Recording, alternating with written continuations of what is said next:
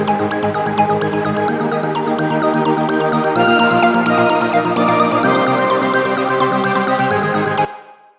वालेकुम स्टूडेंट्स, आज का lecture data organisation and data analysis है।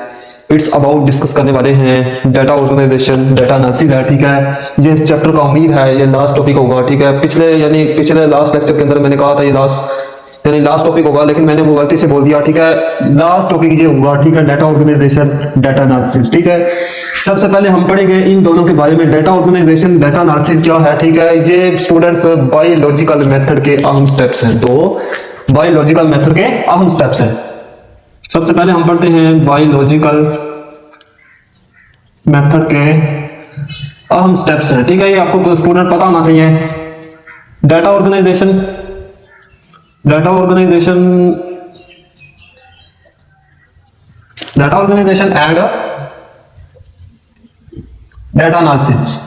Data analysis. ठीक है, ये स्टूडेंट्स दो तरह के स्टेप्स हैं। ठीक है, डाटा ऑर्गेनाइजेशन डाटा एनालिसिस। ठीक है, ये बायोलॉजिकल मेथड के हम स्टेप्स हैं। ठीक है, ये आपको पता होना चाहिए। पेपर के अंदर पूछा जा सकता है कि right two names of biological method, right two steps name of biological method. यानी आप डाटा ऑर्गेनाइजेशन लिखेंगे और डाटा एनालिसिस लिखेंगे। ठीक है, ये शॉर्ट क्वेश्चन के तौर पर पूछा जा सकता है। आगे देखिए, हम सबसे पहले डाटा की डिफाइन पढ़ते हैं। ठीक है, डाटा क्या है। ठीक है, data it is any kind of information. ये कोई भी इंफॉर्मेशन हो सकती है। ठीक है स्टूडेंट्स, आपको समझाने के लिए मैं कहूं, यहाँ पे स्टूडेंट्स आपकी क्लास के अंदर कितने स्टूडेंट बैठे हैं। ठीक है, आप बताएंगे 25 बैठे हैं, 30 बैठे हैं, 10 बैठे हैं, 20 बताएंगे, कितने भी बैठे हैं, ज्यादा बैठे हैं, कम बैठे हैं, वो ये एक तरह की इंफॉर्मेशन मेरे पास आ गई। ठीक है, मैं आपसे पूछूंगा, आपको पता होगा। ठीक है, आपका नाम पूछ लूं, फर्ज करें तो आपको पता होगा मेरा नाम क्या है, ये भी एक इंफॉर्मेशन है। ठीक है, लेकिन हम पढ़ेंगे साइंस की जुबान के अंदर पढ़ेंगे। साइंस की जुबान के अंदर डाटा क्या होता है। ठीक है, साइंटिफिक डाटा क्या होता है, साइंटिफिक डाटा क्या होता है। ठीक है, ये तो आम डाटा ना जो आप बता रहे हैं, नेम्स हो गए, वैल्यूज हो गए, किसी भी चीज की वैल्यूज नेम्स कह सकते हैं। ठीक है, यानी नाम उनके, वैल्यूज यानी कीमतों के बारे में, इनकी कीमतें क्या हैं। ठीक है, अब ये सिंपल डाटा है। ठीक है, इन्हें सिंपल डाटा पे अब हम साइंटिफिक डाटा की तरफ जा रहे हैं। ठीक है, जो साइंटिफिक डाटा सबसे पहले जो होता है, साइंटिफिक डाटा जो इकट्ठा कैसे होता है, वो किसी ना किसी, यानी आप किसी भी चीज को जो है, किसी भी चीज का हल जो है वो ढूंढ रहे हैं, तो आपको जो है वो डाटा उसका ढूंढना पड़ेगा। कैसे ढूंढना पड़ेगा, आपके पास कोई ना कोई सबसे पहले आपके पास एक मेथड का होना जरूरी है। ठीक है, पहले सिंपल डाटा के अंदर हमने पढ़ा है, वैसे ही हम ढूंढ लेंगे। ठीक है, आपके नाम पूछ लेंगे, आपकी क्लास की तादाद पूछ लेंगे। ठीक है, इस तरह हम ढूंढ लेंगे। ठीक है, अब हमारे पास कोई मेथड नहीं है। ठीक है, आप फर्ज करें आप मैथ के अंदर सवाल हल करते हैं। ठीक है, मैथ के अंदर सवाल हल करने से आप उनका जो है वो सवाल हल करने का फार्मूला ही ना लगाएं, जो फार्मूला दिया गया है, आप बगैर यानी फार्मूले के सवाल का जवाब दे दें, हल कर दें, तो ये आपको कोई मान जाएगा या आपने सवाल ठीक किया है। ठीक है, आपसे कुछ सबूत मांगेगा, यार कौन सा मेथड आपने इस्तेमाल किया है, या कोई न्यूमेरिकल फिजिक्स के अंदर हल करती हैं तो उसके अंदर जो है आप कोई फार्मूला लगाती हैं न्यूमेरिकल के अंदर, जिस तरह फोर्स का फार्मूला लगता है। ठीक है, फोर्स मालूम करने के लिए हम फोर्स का फार्मूला लगाती हैं। ठीक है, आपने न्यूमेरिकल के अंदर पढ़ा होगा, तो फोर्स का अगर फार्मूला लगाएंगे ना, वैसे जवाब निकाल देंगे उनकी कीमतें लिख के। ठीक है, तो आपको कोई नंबर नहीं देगा, टीचर जो है चेक करने वाला न्यूमेरिकल का नंबर 0 देगा आपको। ठीक है, इसी तरह आप जब साइंटिफिक डाटा से मुराद है कि जब आप साइंटिफिक डाटा इकट्ठा कर रहे हो, आपके पास कोई मेथड का होना जरूरी है। ठीक है, यानी जिस तरह आपने आपकी अपनी बुक के अंदर बायोलॉजिकल मेथड पढ़ा है। ठीक है, ये बायोलॉजिकल मेथड की दो तरह की स्टेप्स हैं। ठीक है, डाटा ऑर्गेनाइजेशन, डाटा एनालिसिस। ठीक है, साइंटिफिक डाटा जो है ये किसी ना किसी मेथड के जरिए जो है वो इकट्ठा किया जाता है। ठीक है, और इकट्ठा करने के बाद, ठीक है, डाटा कलेक्शन मेथड मोस्ट आपकी यानी क्वेश्चन आपके शॉर्ट क्वेश्चन के अंदर पूछा जा सकता है। ठीक है, आपके पेपर के अंदर पूछा जाता है हाउ टू ऑर्गेनाइज डाटा। ठीक है, डाटा को कैसे ऑर्गेनाइज कर सकते हैं, डाटा कलेक्शन मेथड सबसे पहले आएगा।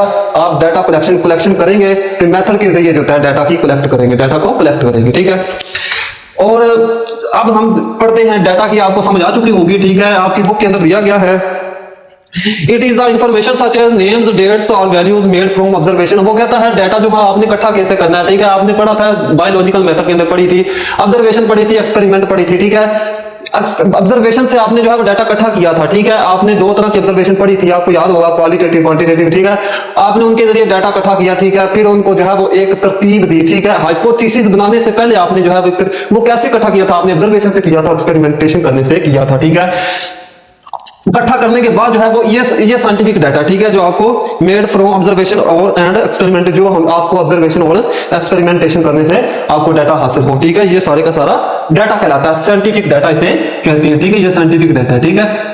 इनके अंदर नेम्स आ जाती हैं, वैल्यूज आ जाती हैं, ठीक है।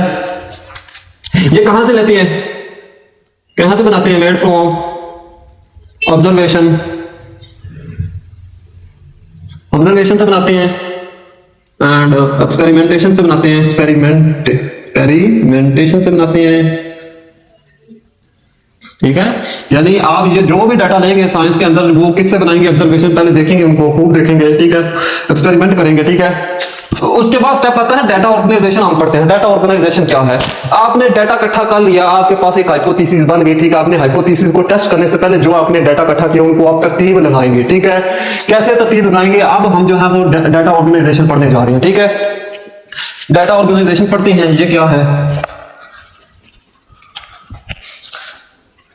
डाटा ऑर्गेनाइजेशन के अंदर आप पढ़ेंगे कि जो आपने साइंटिफिक डाटा इकट्ठा किया उनको आपने तरतीब देनी है। डाटा को सबसे पहले ऑर्गेनाइज करना है, डाटा को ऑर्गेनाइज करना है, ठीक है। डाटा को ऑर्गेनाइज करना है, ठीक है। आपने डाटा को ऑर्गेनाइज करना है। ऑर्गेनाइज का मतलब होता है तरतीब देना, मुनज़्ज़म शक्ल में, ठीक है। मुनज़्ज़म, इसे उर्दू में कहते हैं मुनज़्ज़म। एक ग्रुप के अंदर बांध देना, एक तरतीब के अंदर जो है लगा देना चीजों को, ठीक है। डाटा को तरतीब देंगे, किन के अंदर तरतीब देंगे, आप ग्राफ्स उनके बना देंगे, ग्राफ बना देंगे, फ्लो चार्ट्स बना देंगे, और क्या बनाएंगे, आपके बुक के अंदर जो है वो और तरह के भी दिए गए हैं, फ्लो चार्ट्स, मैप्स बना देंगे, डायग्राम बना देंगे, ठीक है। मैप्स बना देंगे। मैप्स क्या होता है, ठीक है। मैप्स, मैप स्टूडेंट होता है, नक्शों को कहते हैं नक्शे, आप मुख्तलिफ तरह की चीजों के नक्शे देखते हैं, ठीक है। एक बिल्डिंग का नक्शा देखते हैं, उसे भी जो है मैप कहा जाता है, ठीक है। ये डायग्राम बना देंगे, ठीक है, उनकी, ठीक है। टेबल्स बना देंगे, आपकी बुक के अंदर दिया गया टेबल्स बना देंगे, टेबल बना देंगे, ठीक है। टेबल की शक्ल में, समरी की शक्ल में, जिस तरह आप क्रिकेट का मैच देखते हैं, वॉलीबॉल का मैच देखते हैं, उनके अंदर एक समरी आ जाती है, आखिर पे टेबल आ जाता है, ठीक है। इतना रन हुआ है, इतना रन, यानी इतना बॉलरों ने रन खाया, इतना जो है बैट्समैनों ने जो रन बनाया है, ठीक है। सारे का सारा आ जाता है, कौन सी टीम जीती है, कौन सी हारी है, ठीक है। ये टेबल्स की शक्ल में आप बना देंगे, ठीक है। उसके बाद जो साइंटिस्ट हैं जो इसके अंदर डाटा को कलेक्ट कर लेते हैं, ठीक है। डाटा को कलेक्ट करने का मतलब क्या होता है, तरतीब देने का मतलब क्या होता है कि डाटा की क्वालिटी जो होती है बेहतर हो जाती है, ठीक है। ये लिखा हुआ है, it ensures the quality of experiment. इस तरह करने से, डाटा को ऑर्गेनाइज करने से, किस तरह जो है वो एक्सपेरिमेंट करने से जो है, यानी डाटा की जो होती है क्वालिटी वो बेहतर हो जाती है, बेटर हो जाती है, ठीक है। बेटर हो जाती है, क्वालिटी ऑफ, ठीक है। यानी डाटा की क्वालिटी जो होती है वो बेहतर हो जाती है। किस तरह बेहतर हो जाती है, मैं आपको मिसाल देता हूं कि आपके पास जो है, आप स्टूडेंट है, ठीक है। आप कितने स्टूडेंट हैं, आप फर्ज करें 20 स्टूडेंट है, ठीक है। 20 स्टूडेंट की मैं तादाद इधर लिख देता हूं, 1 2 3 4 5 6 7, ठीक है। ये मैंने 7 फर्ज करें नंबर लिखते, 7 ही आपके स्टूडेंट आपकी क्लास के अंदर बैठे हुए हैं, ठीक है। ये आप बताएंगे इनमें से बड़ा नंबर कौन सा है, ठीक है। आप बता देंगे 7 है, 6 है, 6 उससे छोटा है, 5 उससे छोटा है, ठीक है, 4 उससे छोटा है, सबसे छोटा कौन सा, 1 है, ठीक है। आप यानी एक दफा देखेंगे तो आप बता देंगे, तरतीब लगी है ना नंबरों की, एक चीज की तरतीब लगी है, ठीक है। और अगर मैं इनको इस तरह लिख देता हूं, 7 5 6 3 2, आप इनमें बताएंगे, आप इनमें देखेंगे तो आप फौरी बताएंगे क्या, या बाद में कुछ बताएंगे, देखिए इनमें से बड़ा नंबर कौन सा, ठीक है। आप कुछ देखेंगे, यानी ये उल्ट सर ने कर दिया गिनती, ठीक है। इनकी तरतीब सी कोई बनी नहीं है, ठीक है। आपकी बुकें जो होती हैं, फर्ज करें, यानी आप ये जो है आपकी ये तरतीब गलत है, ठीक है। इनसे आप देख के फिर बताएंगे, यानी 7 बड़ा है, ठीक है, 7 बड़ा है, 3 5 6 उससे बड़ा है, 5 जो है उससे छोटा है, ठीक है। इस तरह देखें, लेकिन अगर तरतीब लगी हो तो आप फौरी जो है वो बता देंगे, ठीक है। ये इस तरह का होगा, ठीक है। आगे ये है डाटा ऑर्गेनाइजेशन, ठीक है। डाटा ऑर्गेनाइजेशन आपने पढ़ लिया, ठीक है। उम्मीद आपको यानी समझ आ चुकी होगी। आगे हम पढ़ते हैं डाटा एनालिसिस। डाटा एनालिसिस पढ़ते हैं, ये क्या होता है डाटा एनालिसिस।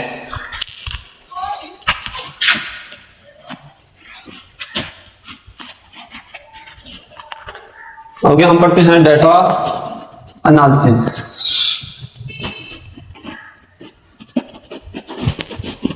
ठीक है। ये डाटा एनालिसिस है।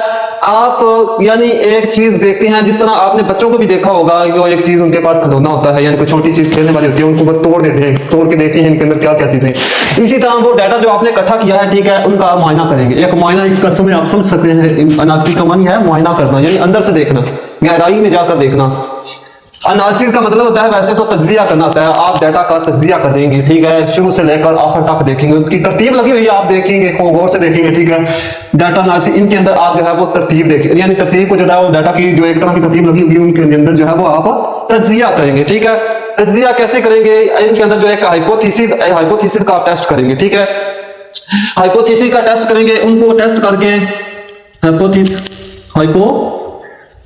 हाइपोथेसिस का टेस्ट करेंगे, ठीक है, इनके अंदर, ठीक है।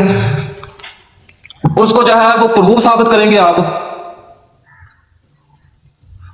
डिसप्रूव साबित करेंगे, ठीक है, यानी प्रूफ साबित करेंगे या डिसप्रूव साबित करेंगे, ठीक है। हाइपोथेसिस के अंदर इनको हाइपोथेसिस को टेस्ट किया जाएगा, डाटा एनालिसिस के अंदर जो हाइपोथेसिस आपने बनाई, तरतीब बनाई हुई, उसको आप साबित कर देंगे या उनको गलत साबित कर देंगे, यही है, एक ही बात होगी इनमें से, ठीक है। डाटा एनालिसिस के अंदर जो है वो कैसे उनको जो है वो आप प्रूव और डिसप्रूव करोगे, ठीक है। इनके अंदर दो तरह की मैथमेटिकल टेक्निक्स जो होती हैं वो इस्तेमाल होती है, मैथमेटिकल टूल्स इस्तेमाल होते हैं। वो कौन कौन से हैं, वो हैं रेशो एंड प्रोपोर्शन है, ठीक है, ठीक है। दो तरह की आप इनके अंदर मैथमेटिकल टेक्निक इस्तेमाल करते हैं, डाटा एनालिसिस के अंदर रेशो इस्तेमाल करते हैं, प्रोपोर्शन इस्तेमाल करते हैं, ठीक है। रेशो क्या होती है, प्रोपोर्शन क्या होती है, ये हम देखते हैं जैसे कि आगे जाके आती है, ठीक है। डाटा एनालिसिस के अंदर जो है रेशो जो होती है ये क्या होती है, ठीक है। रेशो स्टूडेंट जो है यानी दो नंबर हैं आपके पास, ठीक है, कोई भी दो नंबर ले लें, ठीक है, आप ले लें ए भी ले लें, ए बी ले लें, ठीक है, ये दो नंबर है, ठीक है। इनके अंदर जो है रिलेशनशिप, इन दोनों के दरमियान रिलेशनशिप वो रेशो कहलाएगा, टू नंबर के दरमियान। इनकी डिफाइन किया है, it is a relationship between two numbers between two numbers के दरमियान, ठीक है। It is a relationship between two number, यानी दो नंबर्स के दरमियान जो है एक रिलेशनशिप है, ताल्लुक है। रिलेशनशिप का मतलब क्या होता है, ताल्लुक कहते हैं। इट इज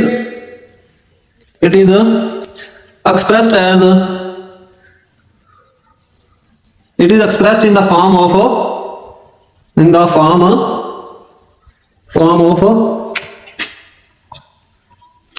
of colon और डिवीजन,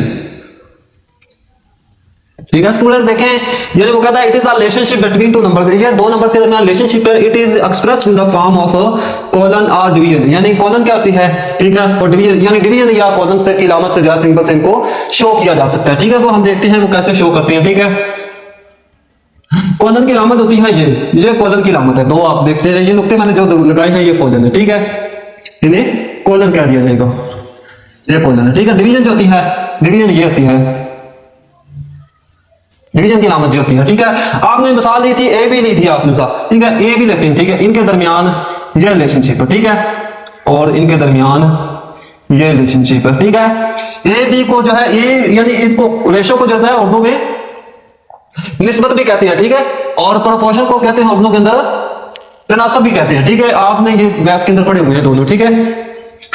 ए निस्बत यानी ए रेशो बी को जो है ए बटा बी के अंदर लिख सकते हैं, ठीक है, ए बटा बी के अंदर लिख सकते, ए बटा बी को ए निस्बत बी के अंदर ए रेशो बी के अंदर लिखा जा सकता है, ठीक है। आगे हम बढ़ते हैं, जो है ये थी रेशो थी, आगे है प्रोपोर्शन। प्रोपोर्शन भी इसी तरह जो है एक रिलेशनशिप है, लेकिन जो आपने इधर लिखा था बिटवीन टू नंबर्स के दरमियान रिलेशनशिप है, वो बिटवीन टू यानी रेशोज के दरमियान होगा, बिटवीन टू। ये रिलेशनशिप जो है बिटवीन टू आपने लिख देना है दरमियान बिटवीन टू रेशोज, ठीक है। आप between it is a relationship between two ratios के, यानी ये जो है इनकी जो है वो सिंबल क्या होगी, वो हम लिखे हैं is denoted by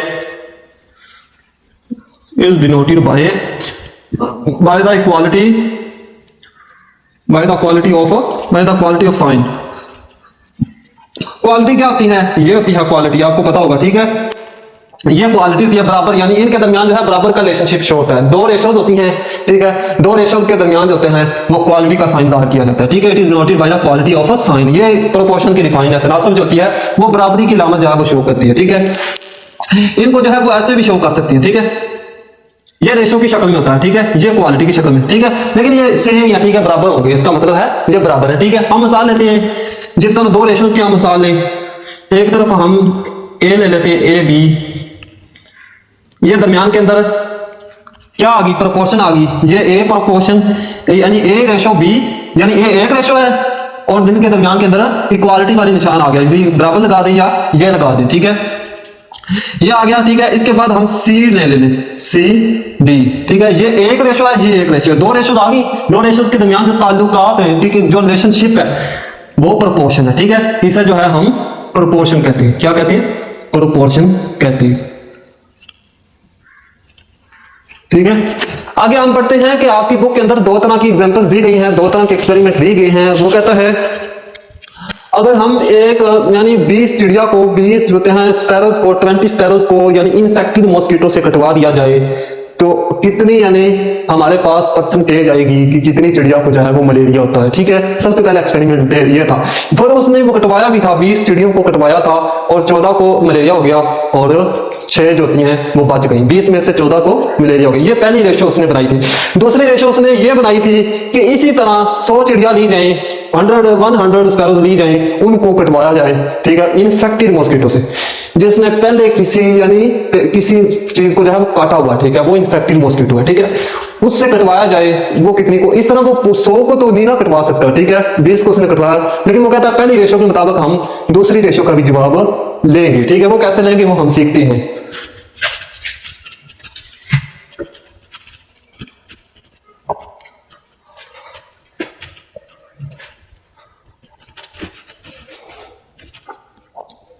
first ratio उसने ली थी, ठीक है, फर्स्ट यानी फर्स्ट उसने एक्सपेरिमेंट किया था, ठीक है। वो क्या था? फर्स्ट